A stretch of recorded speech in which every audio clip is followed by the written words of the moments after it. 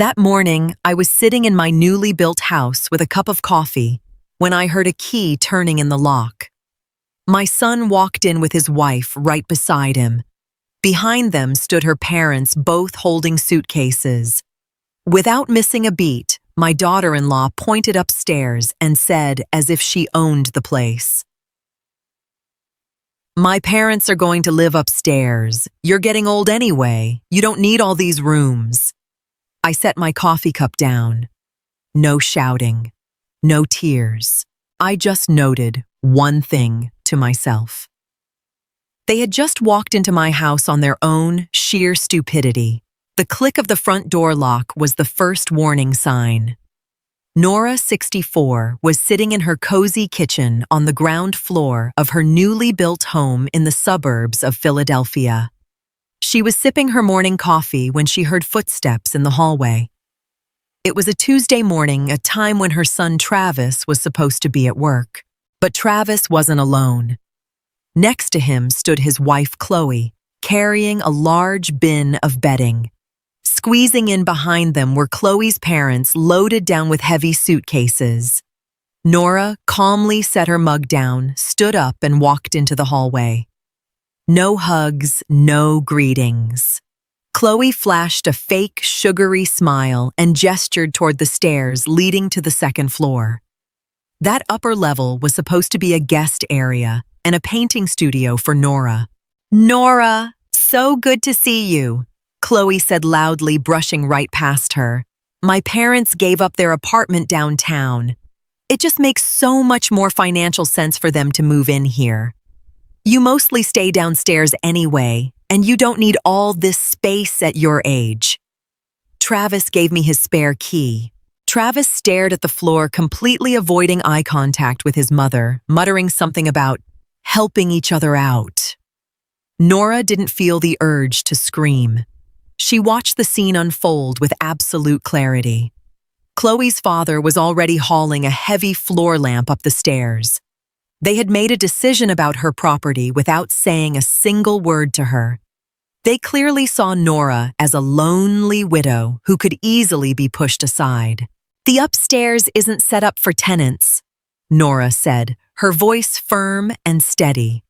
Chloe just gave a short laugh, dropping the first box onto the hardwood floor upstairs. "Don't worry about it, Nora. We'll make it work.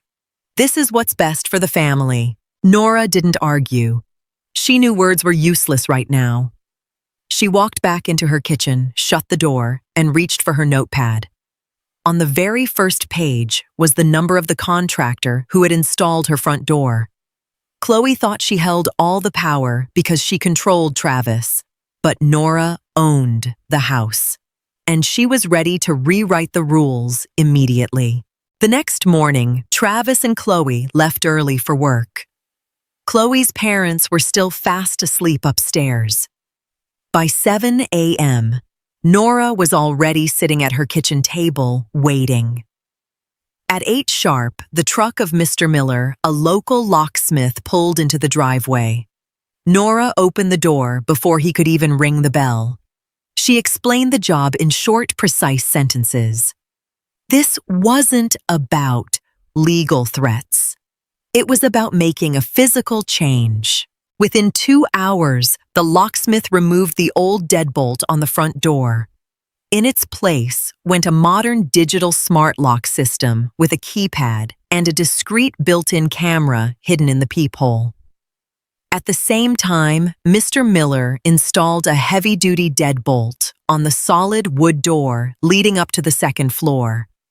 That door now completely cut off the ground floor from the rest of the house. Nora paid the locksmith cash on the spot and filed the receipt away. She programmed 2 codes, one for herself and one for Travis. Chloe didn't get one. Around 11 a.m., Chloe's parents came down the stairs to head to the kitchen. They came to a dead halt in front of the locked interior door. Chloe's mother rattled the knob, but the heavy wood didn't budge an inch. Nora cracked the door open just a sliver. "Your space is upstairs," Nora said calmly. "The downstairs kitchen is my private area." Travis has a code to the house, but this inside door stays locked from now on. You'll need to set up your own kitchen appliances upstairs. Chloe's mother stared at her, completely flabbergasted. This is outrageous. Where are we supposed to cook? That's for you to figure out, Nora replied, closing the door. She heard angry muttering on the other side, but she felt no guilt whatsoever. She had paid for this house with the money she and her late husband had saved over 40 years. Chloe had tried to hijack her home through the back door. Now her parents were trapped in a cage of their own making. The real showdown began that evening when Chloe and Travis got home from work. Nora was sitting in the living room reading a book. She heard the frantic, frustrated tapping on the new keypad outside. Travis finally managed to open the door using the new code Nora had texted him. Chloe stormed into the house, her face bright red with rage. What is the meaning of this? Nora, why doesn't my key work anymore? And why is the stairway blocked off? My mother called me crying. They couldn't even make a cup of coffee. Travis stood behind her, visibly sweating and completely overwhelmed.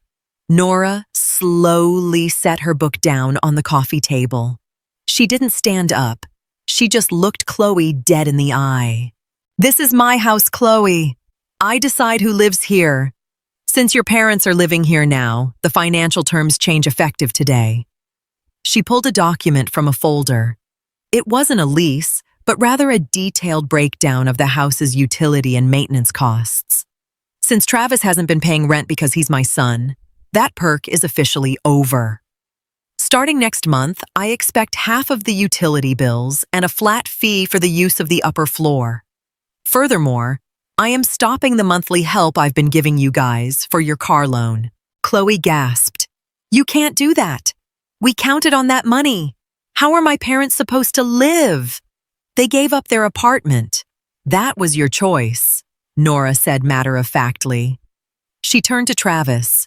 The automatic monthly transfer for your car has already been canceled, Travis.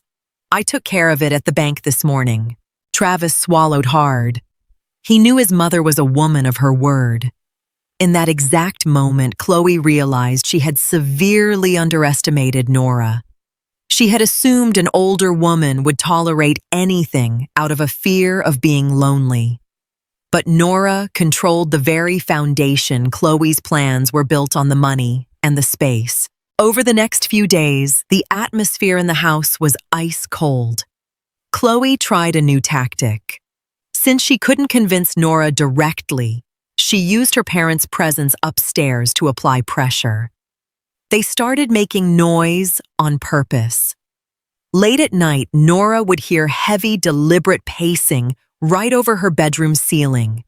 Chloe's father would drag furniture around, and her mother kept the TV blaring at full volume.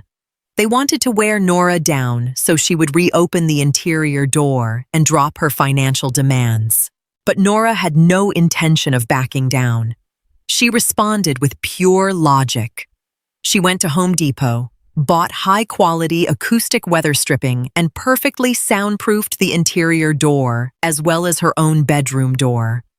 The noise was instantly muffled to a faint whisper. At the same time, Nora noticed that Chloe had tried to tamper with the electrical panel in the basement to obscure their power usage.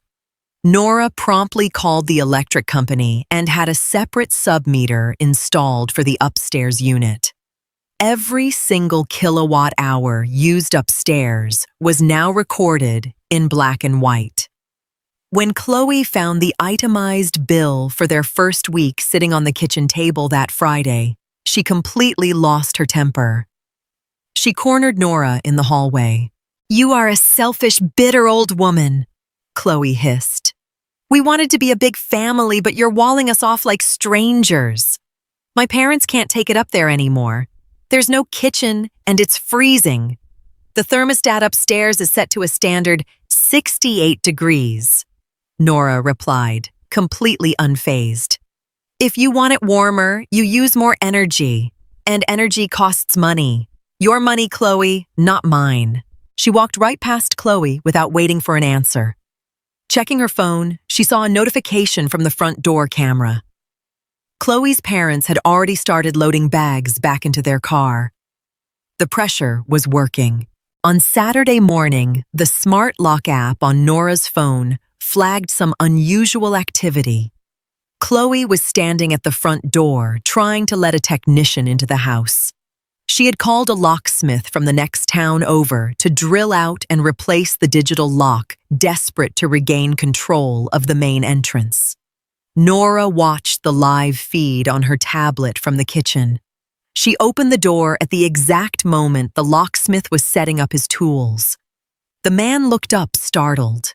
"Good morning," Nora said politely to the locksmith. "I am the sole owner of this property. This young woman is merely my son's wife and has zero authority to make structural changes to my home. If you damage this lock, you will be held personally liable for the property damage."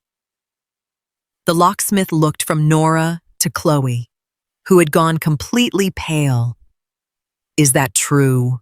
the man asked impatiently. Chloe stammered, "This is a family home. My husband lives here too." The locksmith immediately packed his tools back into his bag. "You guys need to settle this between yourselves. I'm not getting caught in the middle of a domestic property dispute. You still owe me for the service call, though." He walked back to his truck, leaving Chloe standing in the driveway. Nora looked at her calmly. "That was an expensive mistake, Chloe. You could have saved yourself the trip fee." Chloe was shaking with anger. "You are ruining us. Travis is losing his mind because of you. Travis needs to learn to speak for himself," Nora said, shutting the door. She went into the living room and drank her tea. She knew Chloe was completely isolated now. Her plan to gradually take over the house and relegate Nora to the role of a quiet grandmother had completely imploded within a week. The physical reality of property ownership was far stronger than Chloe's entitlement. On Sunday evening, Travis asked to talk. He came into Nora's kitchen alone. He looked exhausted, with deep, dark circles under his eyes and slumped shoulders. Chloe had been breathing down his neck for days, but the financial strain was now incredibly real. Without Nora's monthly cash injection for the car, combined with the new utility bills, their combined income wasn't cutting it. Nora offered him a chair, but didn't pour him any coffee. This wasn't a cozy family visit. It was business. "Mom?" Travis started quietly. "We can't keep doing this. Chloe's parents want to move out, but they don't have the cash for a deposit on a new apartment. Could you maybe give them a loan? Just for a few months. It would solve the situation upstairs, and we could get back to normal." Nora looked at her son. She remembered raising him to be independent, but Chloe had made him weak. "Travis," she said firmly, "I built this house to enjoy my retirement in peace. I am not a bank funding your wife's bad decisions. They rushed to break their lease just to push me out." "That's not true," Travis tried to object. "Yes, it is," Nora interrupted. "They packed their bags without even asking me. That is a total lack of respect. My ultimatum is simple. Chloe's parents need to be out of my house by the 1st of the month. If they don't have an apartment by then, they can stay at a motel. I won't contribute a single penny. And if Chloe has a problem with that, she is more than welcome to go with them." Oh. Travis stared at the table. He realized right then that his mother was completely done compromising. The boundaries were set in stone. He nodded slowly, stood up, and left the room. The ball was in their court. The first day of the month arrived on a gray, rainy Thursday. Nora sat by the window of her ground-floor studio, watching the driveway. A small rented U-Haul truck was parked outside. Chloe's father and Travis were carrying out the boxes and the heavy floor lamp, they had marched up the stairs so triumphantly just weeks before Chloe stood by the truck, arms crossed, glaring up at Nora's windows. Nora remained out of sight behind the curtain. She felt neither joy nor bitterness. It was simply the restoration of order. Once the upstairs was completely cleared out, Travis came back inside one last time to return the key to the interior door, which he had borrowed temporarily for the move. They found a small one-bedroom on the edge of town, he said quietly. The rent is high and Chloe is furious with you. She says she's never stepping foot in this house again. Nora took the key and placed it safely in her desk drawer. That's her choice, Travis. Everyone is responsible for their own feelings. If she had shown me an ounce of respect, it never would have come to this. Travis stood there awkwardly for a moment, clearly hoping for a word of regret, but Nora remained silent. She knew that showing any weakness now would just be an invitation for the next boundary violation. I guess I'll go then, he finally said. Nora nodded. Goodbye, Travis. As the car doors clicked shut outside and the U-Haul rolled away, a deep, beautiful silence washed over the house. The second floor was empty again. Total sovereignty over her property was fully restored. But Nora knew the story wasn't quite over. Chloe would eventually try to strike back some other way. In the weeks following the move, the second floor remained locked. Nora used the time to thoroughly air out and clean the rooms, erasing any trace of the people who had tried to claim her space. Travis stopped by every now and then, usually alone during the week, while Chloe was at work. The visits were short and practical. They talked about the weather or the yard, but the topic of Chloe and her parents was completely taboo. Nora noticed a change in Travis. He had become more cautious and reserved, but also far more respectful. One night, Nora noticed a notification on her security app showing someone creeping around the house. It was Chloe's mother. She was standing in the dark in front of the keypad, blindly punching in random numbers, hoping to guess the code. The camera captured her face in crystal clear, high definition. After 3 failed attempts, the system automatically locked the keypad for 30 minutes and sent a silent alert to Nora's phone. Nora didn't bother going to the door. Instead, she just opened her app and tapped the button to turn on the outdoor floodlights. The sudden blinding blast of halogen light startled the older woman so badly that she nearly tripped over her own feet before scurrying away into the darkness. The next morning, Nora forwarded the security video to Travis via text message without a single word of commentary. No accusations, no long texts. Just the video file. 2 hours later, a short reply came back from Travis. I'm so sorry, it won't happen again. I talked to her. Nora smiled to herself. That was the power of hard evidence. No one could claim she was being paranoid or unfair. Her technology and her emotional distance made her completely bulletproof to the psychological games of her daughter-in-law's family. 6 months passed, and the nature surrounding the house bloomed into a beautiful spring. Nora decided not to let the upstairs go to waste anymore. She permanently transformed the space into her art studio. Large canvases now stood exactly where Chloe's parents had stacked their suitcases. The natural light pouring through the massive windows was absolutely perfect for her painting. The house was finally exactly what it was always meant to be, a sanctuary of creativity and peace just for her. Travis had adapted to the new reality. He understood that access to his mother's home wasn't a birthright, but something based entirely on mutual respect. Chloe hadn't set foot on the property since the day her parents moved out. She and Travis lived in their own apartment, learning to get by on what they actually earned. The financial independence Nora had reclaimed forced the young couple to finally grow up and fund their own lives rather than banking on a widow's inheritance. On a sunny Sunday afternoon, Nora was sitting on her patio, enjoying a cup of coffee. Travis had come over to help mow the lawn.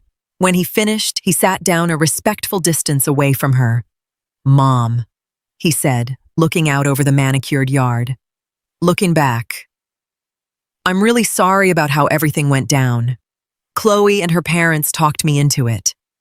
I thought it would make things easier for everyone." Nora took a sip from her cup. "It's in the past, Travis. All that matters is that you know where the boundaries are now.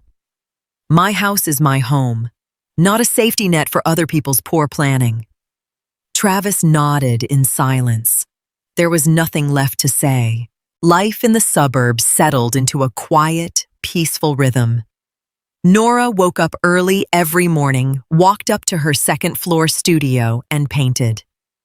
The digital smart lock worked flawlessly, and while the interior door wasn't strictly locked anymore, everyone who entered knew the real boundary was firmly established in their minds. Nora had proven that you don't need to yell, scream, or drag people to court to protect your dignity and your property. You just have to maintain total control over your own resources. Sometimes she thought about the stories people told about aging parents who signed everything over to their kids, only to end up being tolerated in some tiny back room of their own home. That almost would have been her fate had she quietly accepted Chloe's entitlement on that Tuesday morning. But her swift, decisive actions had completely rewritten that ending. She hadn't waited around for an apology. She had simply created facts on the ground. It was the most important lesson of her life. You don't establish boundaries with words. You draw them with actions. As the sun slowly dipped below the tree line, bathing the house in a warm golden glow, Nora walked through her home. She checked the locks, not out of fear, but out of a sense of routine and a duty of care to herself. The house belonged to her. Every brick, every key, every single cent. The gates to her personal fortress were shut tight against anyone who wished to exploit her, and they would never be opened for them again. Nora turned off the hallway light and went to bed. She slept deeply, soundly, and in absolute peace.